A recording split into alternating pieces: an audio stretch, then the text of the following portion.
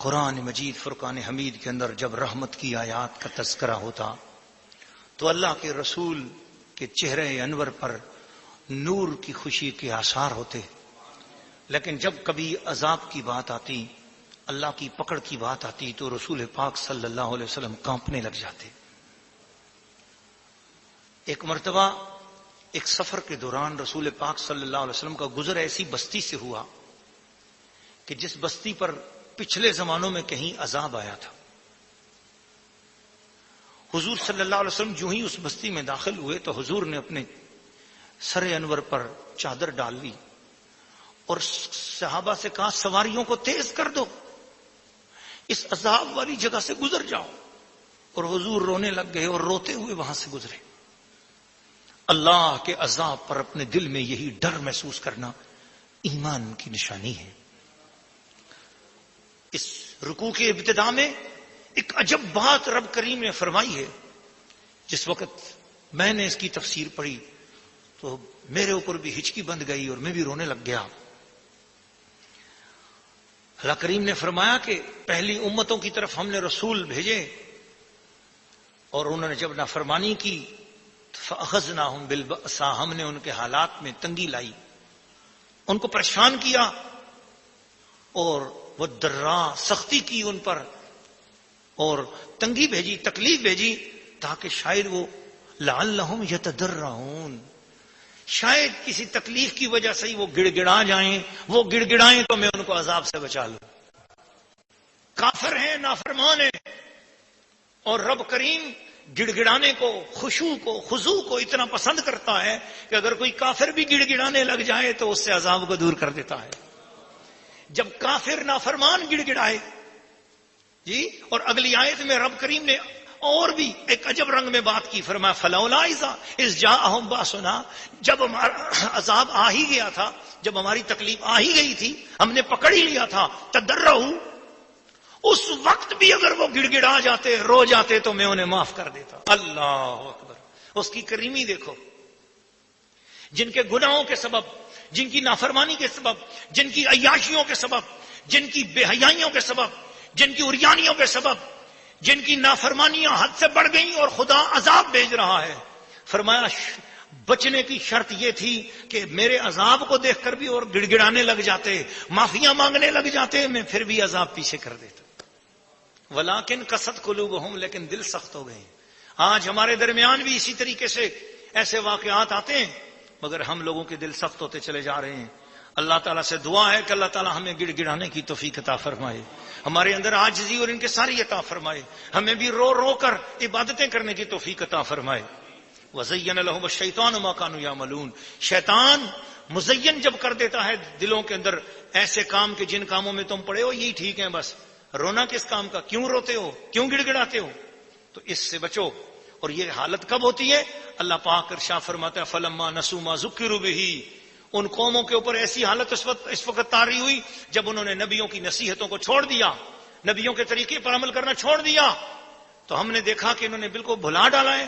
فتحنا علیہم ابواب کل شیء، ہم نے ان کے حالات اچھے کر دیے۔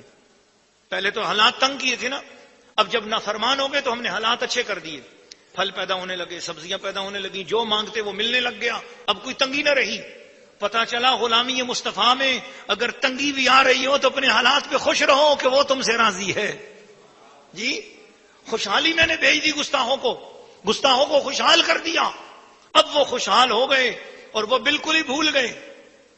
حتی اذا فرحوا بما اوتوا، میں نے فرعون کے حوالے سے پڑھا ہے ایک جگہ پر کہ فرعون کی عمر 700 سال تھی، اور اس 700 سال کے اندر اتنا صحت مند رہا کہ اس کو کبھی سر میں بھی درد نہیں ہوا۔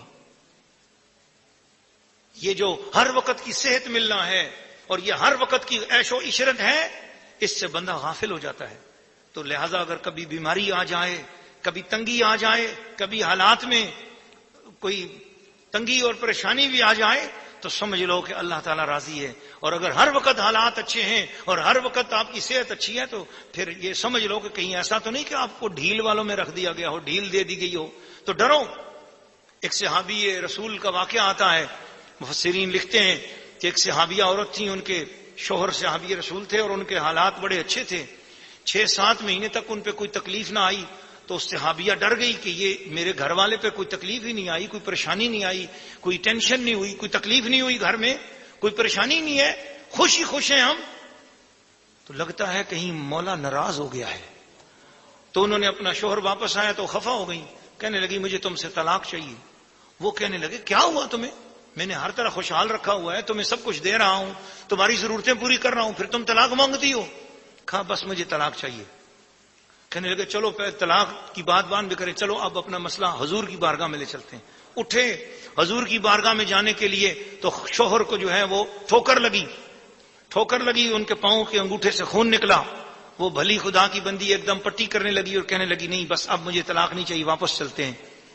اس نے کہا کیا ہوا؟ پہلے طلاق مانگ رہی تھی اب نہیں مانگتی ہو؟ کہنے لگی 6 مہینے ہو گئے، نہ آپ پر کوئی تکلیف آئی نہ ہم پر کوئی تکلیف آئی، میں ڈرتی تھی کہ کہیں ہم خدا کی طرف سے ڈھیل دینے والوں میں سے تو نہیں ہو گئے، اب آپ کو ٹھوکر لگی ہے تو میں سمجھ گئی ہوں آپ بھی اللہ کے پیاروں میں سے اور ہم بھی حضور کے غلاموں میں سے، الحمدللہ۔ تو تکلیف آ جائے تو سمجھو کہ یہ یار نے اپنی محبت کا پیغام بھیجا ہے، یہ پیار کا پیغام بھیجا ہے، نہ شکریہ نہ کیا کرو۔ تو جن کے گھروں میں کوئی ٹینشن ہے، کوئی حالات میں تنگی ہے، کوئی پریشانی ہے، وہ یہ سمجھ لیں کہ ان کو اپنا ہونے کا خط لکھا گیا ہے کہ تم ہمارے اپنے ہو، یہ خط آیا ہے اپنے ہونے کا۔ اللہ تعالیٰ اپنے محبوب کے وسیلہ جلیلہ سے، قرآن کی برکت سے ہمیں ہر قسم کی تکلیفوں سے بھی بچائے اور ناشکرہ ہونے سے بھی بچائے، غافل ہونے سے بھی بچائے، اور ہمیں حضور علیہ الصلوۃ والسلام کے دامن میں ہمیشہ پناہ عطا فرمائے۔ آخر میں اس ایک آیت کریمہ آئی کہ قل لا اقول لکم عندی خزائن اللہ، میں نہیں کہتا کہ میرے پاس خزانے ہیں اللہ کے، نہ میں یہ کہتا ہوں کہ میں خود اپنے آپ سے غیب جانتا ہوں، نہ میں یہ کہتا ہوں کہ میں فرشتہ ہوں۔ تو ان آیات کو پڑھ کر کوئی یہ نہ سمجھے کہ حضور صلی اللہ علیہ وسلم کو غیب کا علم دیا ہی نہیں گیا، نہ، کیونکہ قرآن کی ایک دوسری آیت میں اللہ تعالیٰ نے ارشاد فرمایا عالم الغیب فلا یظہر علی غیبہ احدا، اللہ تعالیٰ خود غیب کا جاننے والا ہے اور وہ اپنے غیب پر کسی کو بھی مطلع نہیں کرتا، کسی کو مسلط نہیں کرتا، الا من ارتضی من رسول، مگر وہ جسے رسولوں میں سے جسے پسند کرے اسے غیب کا علم عطا فرماتا ہے۔ قرآن کی وہ دوسری آیت یہ بتا رہی ہے کہ غیب کا علم عطا فرماتا ہے۔ یہاں کیوں فرمایا گیا ایسے؟ دراصل کافر لوگ حضور کے پاس آ کر کہتے تھے یا رسول اللہ آپ اللہ کے نبی ہیں اور سنا ہے کہ نبی کو تو آئندہ حالات کی اور آئندہ زمانوں کی خبریں پتہ ہوتی ہیں، اچھا یہ بتائیں آج سے 6 مہینے بعد کون سا غلہ مہنگا ہونے والا ہے، کون سی چیز مہنگی ہوگی مارکیٹ میں، تو حضور ہم پھر اس کو اپنے گھر میں ذرا سٹاک کر لیں تاکہ پھر ہمیں نفع ملے، ہم آپ کا کلمہ پڑھتے ہیں ہمارے حالات اچھے ہو جائیں گے۔ تو کافروں نے اس طریقے سے حضور صلی اللہ علیہ وسلم کی خدمت میں سوال کرنے شروع کر دیے، اور پھر کسی نے کہا کہ جناب ہم کلمہ پڑھیں تو جب کلمہ پڑھنے سے پہلے اگر ہمارے حالات اچھے نہ ہوں تو کلمہ پڑھیں تو پھر ہمارے حالات اچھے ہونے چاہیے، ہم امیر ہو جائیں، دولت مند ہو جائیں۔ تو حضور صلی اللہ علیہ وسلم نے فرمایا خبردار، میرے اوپر اگر اسلام لانا ہے، کلمہ پڑھنا ہے، تو یہ میں نے نہیں کہا کہ میرے پاس اللہ تعالیٰ کے خزانے ہیں آؤ تو امیر ہو جاؤ گے، نہ میں یہ کہتا ہوں کہ میں تمہیں غیب کی باتیں بتاؤں گا، نہ میں یہ کہتا ہوں کہ میں کوئی فرشتہ ہوں۔ تم نے کلمہ پڑھنا ہے تو اللہ اور اس کے رسول کی رضا کی خاطر پڑھو، نہ دنیا کی خاطر پڑھو اور نہ کسی اور نفس کے پھندے کی خاطر پڑھو۔ جو کچھ بھی پڑھنا ہے، دین اسلام میں داخل ہونا ہے تو صرف اللہ اور اس کے رسول کی رضا کی خاطر داخل ہو۔ سورہ الانعام رکوع نمبر 6 تلاوت۔ وَأَنذِرْ بِهِ الَّذِينَ يَخَافُونَ أَن يُحْشَرُوا إِلَىٰ رَبِّهِمْ لَيْسَ لَهُم مِّن دُونِهِ وَلِيٌّ وَلَا شَفِيعٌ لَّعَلَّهُمْ يَتَّقُونَ وَلَا تَطْرُدِ الَّذِينَ يَدْعُونَ رَبَّهُمْ بِالْغَدَاةِ وَالْعَشِيِّ يُرِيدُونَ وَجْهَهُ مَا عَلَيْكَ مِنْ حِسَابِهِم مِّن شَيْءٍ وَمَا مِنْ حِسَابِكَ عَلَيْهِم مِّن شَيْءٍ فَتَطْرُدَهُمْ فَتَكُونَ مِنَ الظَّالِمِينَ وَكَذَلِكَ فَتَنَّا بَعْضَهُم بِبَعْضٍ لِّيَقُولُوا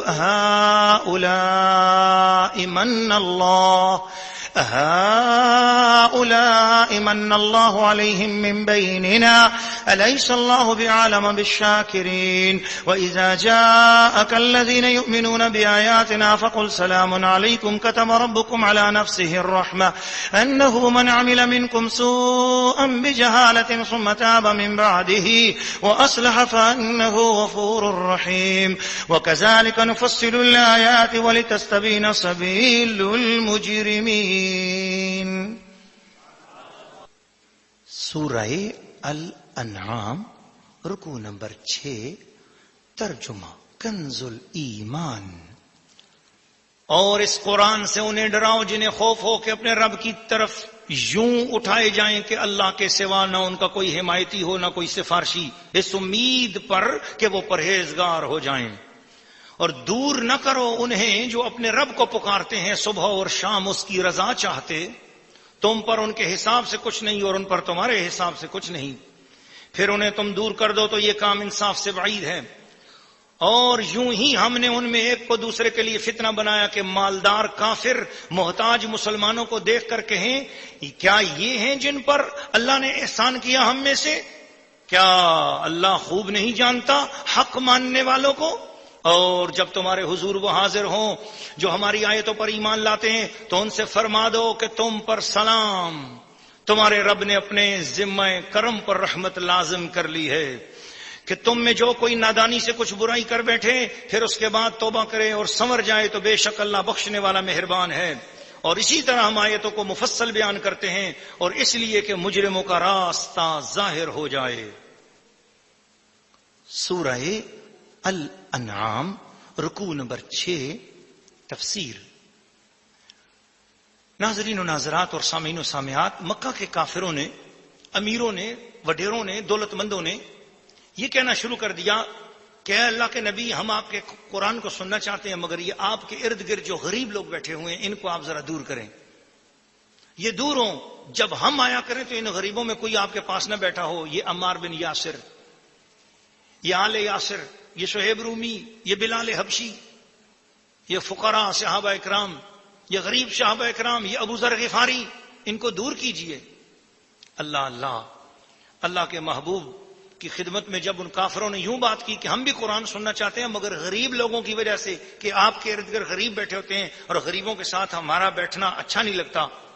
بارگاہ مصطفیٰ میں بیٹھنے کے لیے جنہوں نے تکبر کرنا چاہا، جنہوں نے بارگاہ مصطفیٰ سے اسپیشل ٹائم لینا چاہا اور یہ چاہا کہ حضور کے غلام دور ہو جائیں، پہلے اسلام لانے والے غریب مسلمان وہ دور ہو جائیں، اللہ پاک کو یہ بات گوارا نہ ہوئی.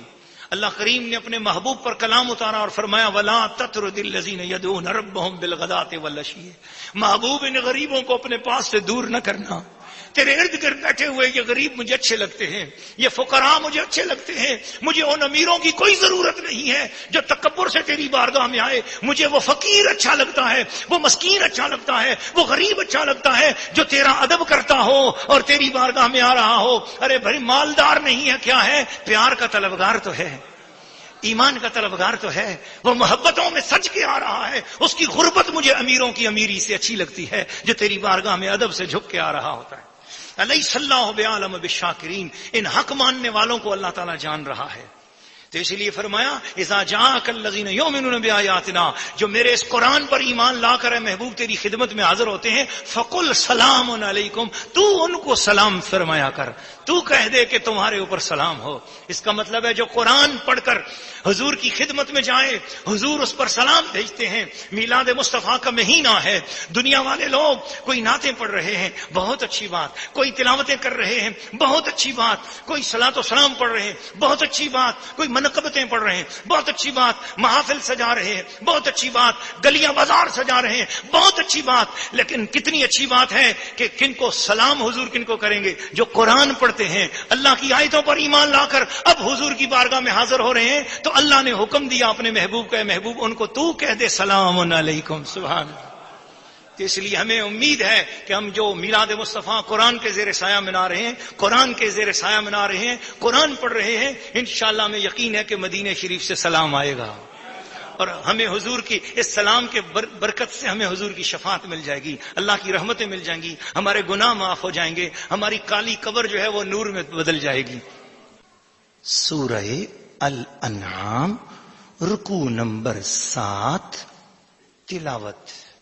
قل انی نہیت ان اعبد الذین تدعون من دون اللہ قل لا اتبع اهواءكم قد ضللت اذا وما انا من المهتدين قل اني على بينة من ربي وكذبتم به ما عندي ما تستعجلون به ان الحكم الا لله يقص الحق وهو خير الفاصلين قل لو ان عندي ما تستعجلون به لقضي الامر بيني وبينكم والله اعلم بالظالمين وعنده مفاتح الغيب لا يعلمها الا هو ويعلم ما في البر والبحر وما تسقط من ورقة الا يعلمها ولا حبة في ظلمات الارض ولا رطب ولا يابس الا في كتاب مبين وهو الذي يتوفاكم بالليل ويعلم ما جرحتم بالنهار ثم يبعثكم فيه ليقضى أجل مسمى ثم إليه مرجعكم ثم ينبئكم بما كنتم تعملون. سورہ الانعام رکوع نمبر 7.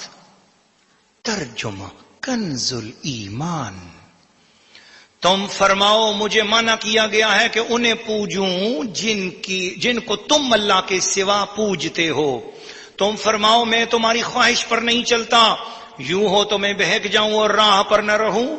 تم فرماؤ میں تو اپنے رب کی طرف سے روشن دلیل پر ہوں اور تم اسے جھٹلاتے ہو میرے پاس نہیں جس کی تم جلدی مچا رہے ہو. حکم نہیں ہے مگر اللہ کا، وہ حق فرماتا ہے اور وہ سب سے بہتر فیصلہ کرنے والا. تم فرماؤ اگر میرے پاس ہوتی وہ چیز جس کی تم جلدی کر رہے ہو تو مجھ میں تم میں کام ختم ہو چکا ہوتا، اور اللہ خوب جانتا ہے ستمگاروں کو. اور اسی کے پاس ہیں کنجیاں غیب کی، انہیں وہی جانتا ہے اور جانتا ہے جو کچھ خشکی اور تری میں ہے، اور جو پتا گرتا ہے وہ اسے جانتا ہے. اور کوئی دانہ نہیں زمین کی اندھیریوں میں، اور نہ کوئی تر اور نہ کوئی خشک اور نہ خشک جو ایک روشن کتاب میں نہ لکھا ہو. اور وہی ہے جو رات کو تمہاری روحیں قبض کرتا ہے اور جانتا ہے جو کچھ دن میں کماؤ، پھر تمہیں دن میں اٹھاتا ہے کہ ٹھہرائی ہوئی میعاد پوری ہو. پھر اسی کی طرف پھرنا ہے، پھر وہ بتا دے گا جو کچھ تم کرتے تھے. سورہ الانعام رکوع نمبر 7. تفسیر. دراصل اس رکوع میں ناظرین و ناظرات اور سامعین و سامعات بتایا یہ گیا کہ اے کافرو، تمہاری خواہش کے مطابق کوئی چیز آئے دین کے لیے یہ ضروری نہیں ہے کہ تم جو کچھ خواہش کرو اور نبی وہ پوری کرتا چلا جائے. نہیں، نبی اللہ کے فیصلوں کو اور اللہ کے فرمانوں کو مخلوق تک پہنچانے کے لیے ہے. یہ مخلوق کی خواہشات کا نام دین نہیں ہے.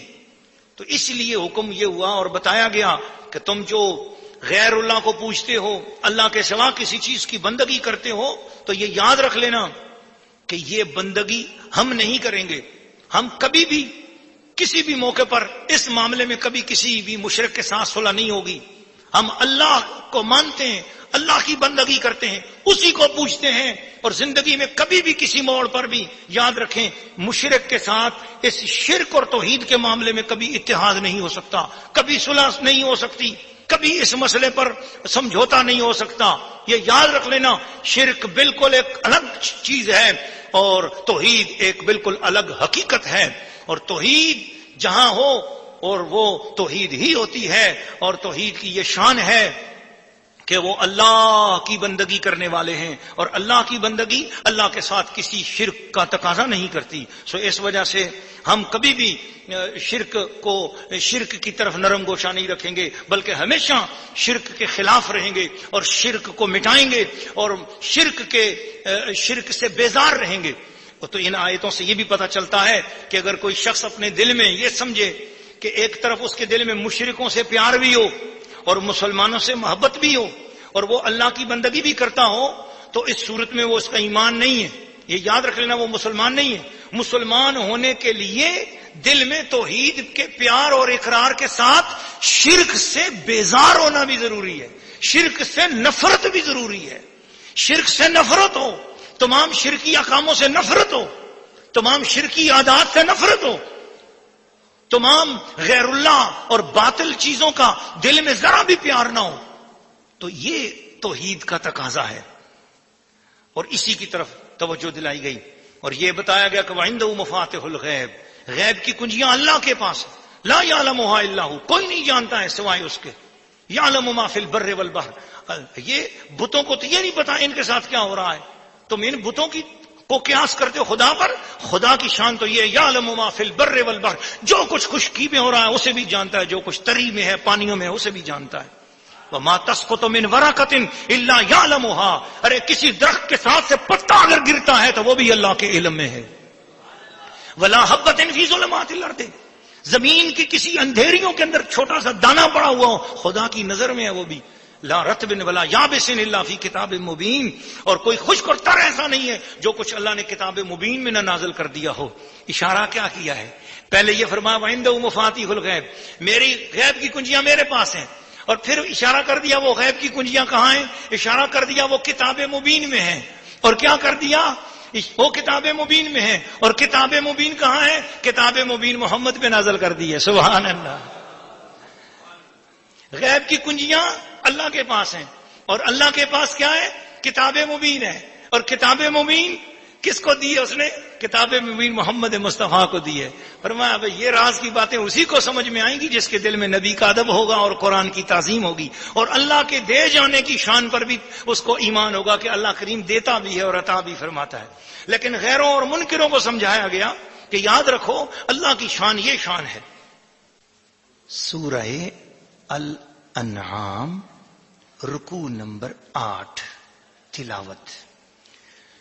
وهو القاهر فوق عباده ويرسل عليكم حفظا حتى إذا جاء أحدكم الموت توفته رسلنا وهم لا يفرطون ثم ردوا إلى الله مولاهم الحق ألا له الحكم وهو أسرع الحاسبين قل من ينجيكم من ظلمات البر والبحر تدعونه تضرعا وخفيا لئن أنجانا من هذه لنكونن من الشاكرين قل الله ينجيكم منها ومن كل كرب ثم أنتم تشركون قل هو القادر على أن يبعث عليكم عذابا من فوقكم أو من تحت أرجلكم أو يلبسكم شيعا ويذيق بعضكم بأس بعض انظر كيف نصرف الآيات لعلهم يفقهون وكذب به قومك وهو الحق قل لست عليكم بوكيل لكل نبأ مستقر وسوف تعلمون وإذا رأيت الذين يخوضون في آياتنا فأعرض عنهم حتى يخوضوا في حديث غيره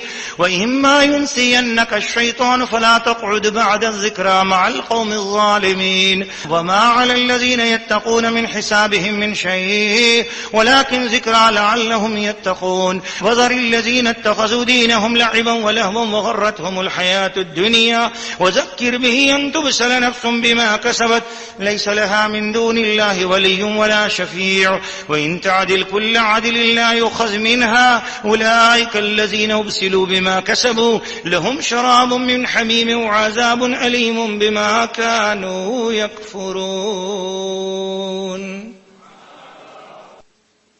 سورہ الانعام رکوع نمبر 8 ترجمہ کنز الایمان۔ اور وہی غالب ہے اپنے بندوں پر اور تم پر نگہبان بھیجتا ہے یہاں تک کہ جب تم میں کسی کو موت آتی ہے ہمارے فرشتے اس کی روح قبض کرتے ہیں اور وہ قصور نہیں کرتے، پھر پھیرے جاتے ہیں اپنے سچے مولا اللہ کی طرف، سنتا ہے اسی کا حکم ہے اور وہ سب سے جلد حساب کرنے والا۔ تم فرماؤ وہ کون ہے جو تمہیں نجات دیتا ہے جنگل اور دریا کی آفتوں سے، جسے پکارتے ہو گڑ گڑا کر اور آہستہ کہ اگر وہ ہمیں ان سے بچاوے تو ہم ضرور احسان مانیں گے۔ تم فرماؤ اللہ تمہیں نجات دیتا ہے اس سے اور ہر بے چینی سے، پھر تم شریک ٹھہراتے ہو۔ تم فرماؤ وہ قادر ہے کہ تم پر عذاب بھیجے تمہارے اوپر سے یا تمہارے پاؤں کے تلے سے، یا تمہیں بھڑا دے آپس میں مختلف گروہ کر کے اور ایک کو دوسرے کی سختی چکھائے۔ دیکھو ہم کیوں کر طرح طرح سے آیتیں بیان کرتے ہیں کہ کہیں ان کو سمجھ ہو، اور اسے جھٹلایا تمہاری قوم نے اور یہی حق ہے۔ تم فرماؤ کہ میں تم پر کچھ کروڑا یعنی حق میں اعلیٰ نہیں، ہر چیز کا ایک وقت مقرر ہے اور ان قریب جان جاؤ گے. اور اے سننے والے، جب تو انہیں دیکھے جو ہماری آیتوں میں پڑھتے ہیں تو ان سے منہ پھیر لے جب تک اور بات میں پڑھیں، اور کہیں تجھے شیطان بھلا دے تو یاد آئے پر ظالموں کے پاس نہ بیٹھ، اور پرہیزگاروں پر ان کے حساب سے کچھ نہیں، اور ہاں نصیحت دینا شاید کہ وہ باز آئیں. اور چھوڑ دے ان کو جنہوں نے اپنا دین ہنسی کھیل بنا لیا اور انہیں دنیا کی زندگانی نے فریب دیا، اور قرآن سے نصیحت دو کہ کہیں کوئی جان اپنے کیے پر پکڑی نہ جائے. اللہ کے سوا نہ اس کا کوئی حمایتی ہو نہ سفارشی، اور اگر اپنے عوض سارے بدلے دیں تو اس سے نہ لیے جائیں. یہ ہیں وہ جو اپنے کیے پر پکڑے گئے، انہیں پینے کا کھولتا پانی اور دردناک عذاب بدلا ان کے کفر کا.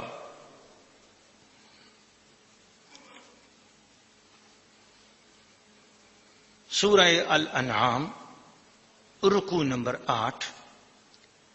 تفسیر. ناظرین و ناظرات اور سامعین و سامعات، مسلم شریف کی حدیث میں ہے کہ ایک روز جان قرآن روح ایمان سید عالم جان دو عالم محمد رسول اللہ صلی اللہ علیہ وسلم نے مسجد بنی معاویہ میں 2 رکعت نماز نفل ادا کی اور اس کے بعد طویل دعا فرمائی.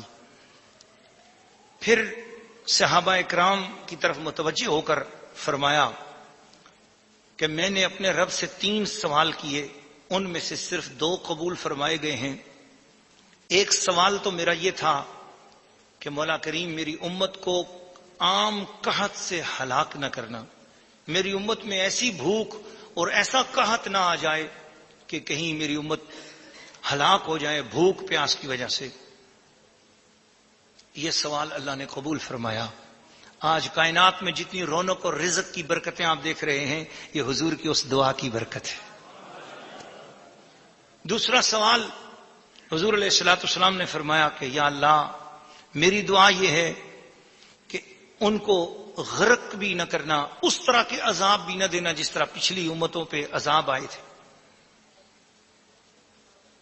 ان کی شکلیں بگڑ جاتی تھیں. مولا مرنے سے پہلے یا اللہ میری امت پر عذاب نہ کرنا، کوئی بھی گناہ کریں تو ان کو قبر میں ان کے ساتھ جو کرنا ہے کرے، لیکن یا اللہ ظاہری طور پر ان کو دوسروں کے سامنے شرمندہ نہ کرنا.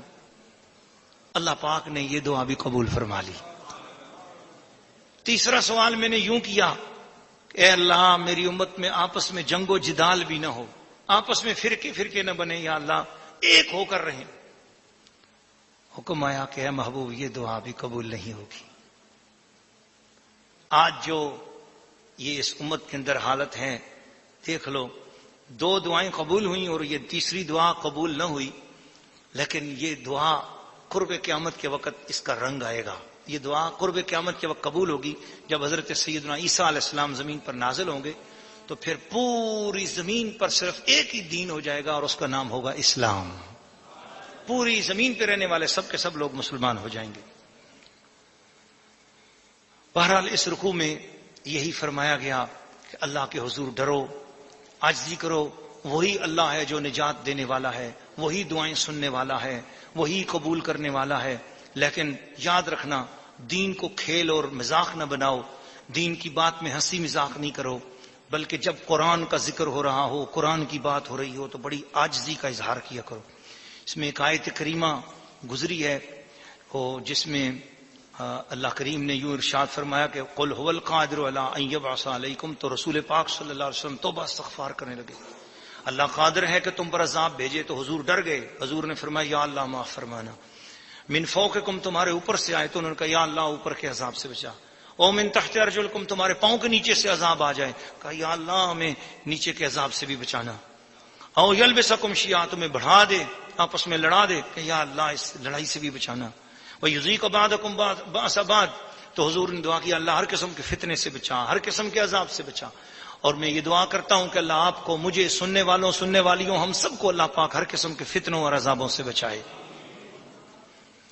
سورہ الانعام رکوع نمبر 9 تلاوت.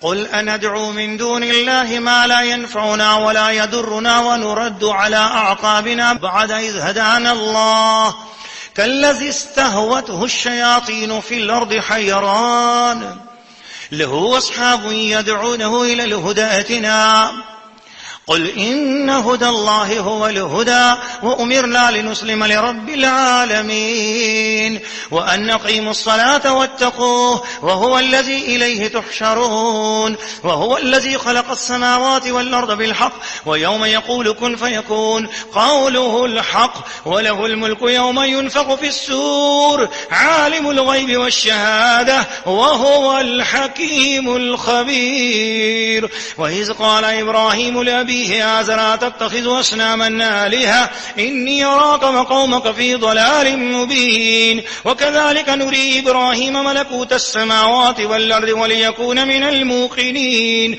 فلما جن عليه الليل رأى كوكبا قال هذا ربي فلما أفل قال لا أحب اللافلين فلما رأى القمر بازغا قال هذا ربي فلما أفل قال لئن لم يهدني ربي لأكونن من القوم الضالين فلما رأى الشمس بازغة قال هذا ربي هذا أكبر فلما أفلت قال يا قوم إني بريء مما تشركون إني وجهت وجهي للذي فطر السماوات والأرض حنيفا وما أنا من المشركين وحاجه قومه قال أتحاجوني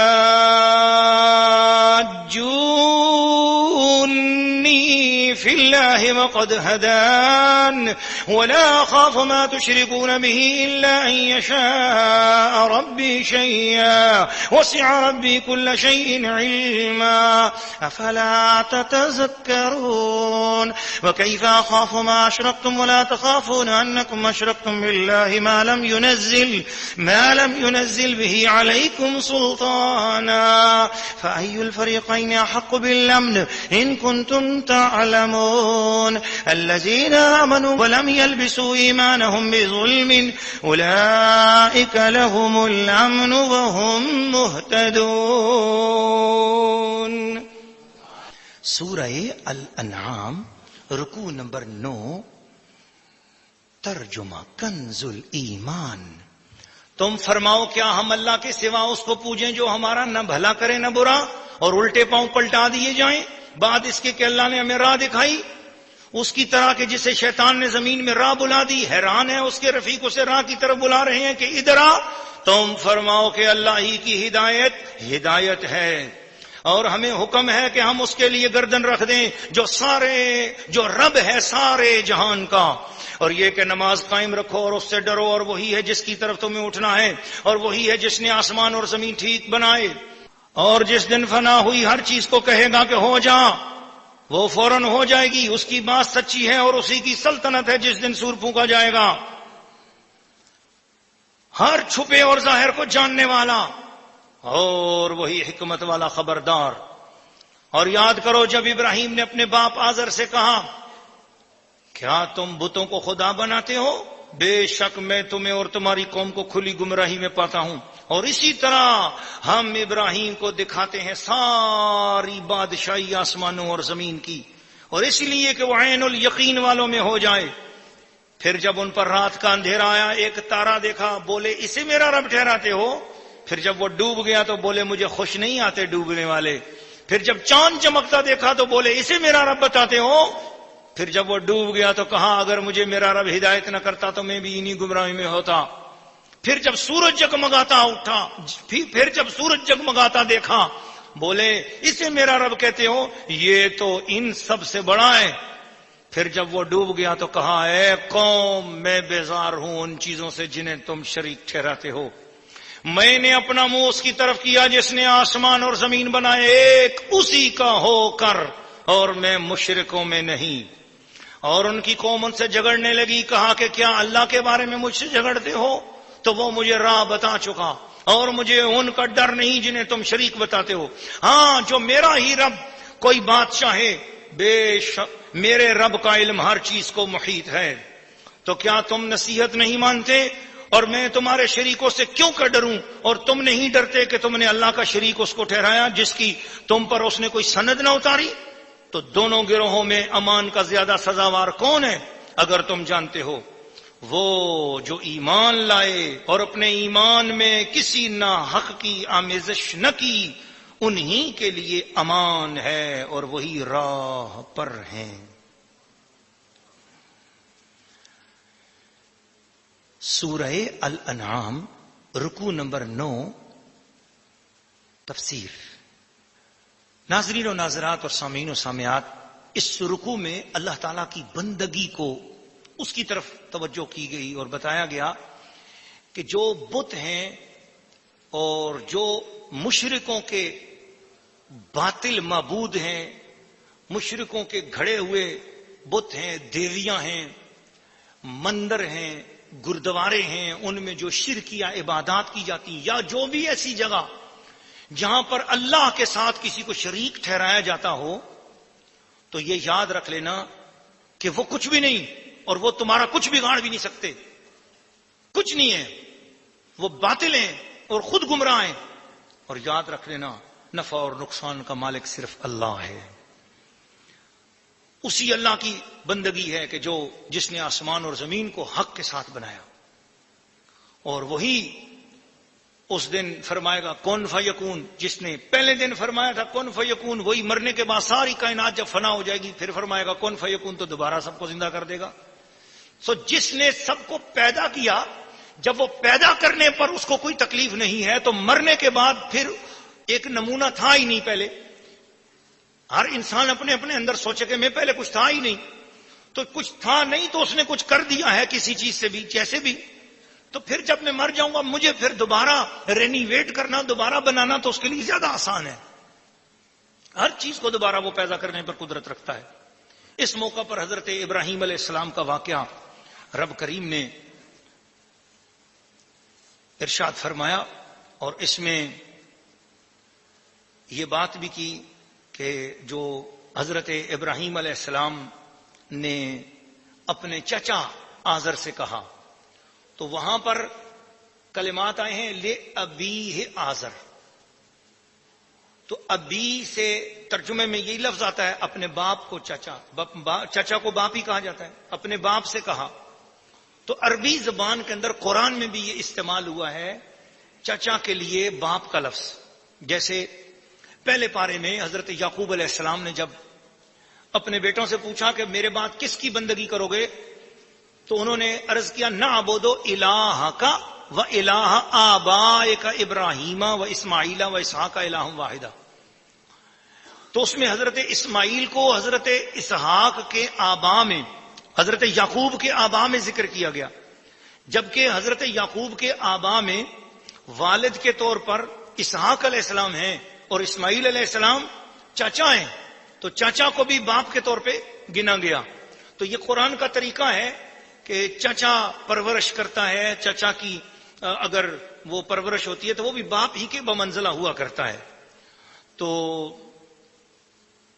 اسی طریقے سے حضرت عباس رضی اللہ تعالیٰ عنہ کے بارے میں جب وہ غالباً قیدی ہو کر آئے تھے بدر میں، تو اس وقت حضور نے فرمایا ردو علی ابی، میرے چچا کو میری طرف لوٹاؤ، تو یہاں چچا کے لیے ابی کا کلمہ آیا۔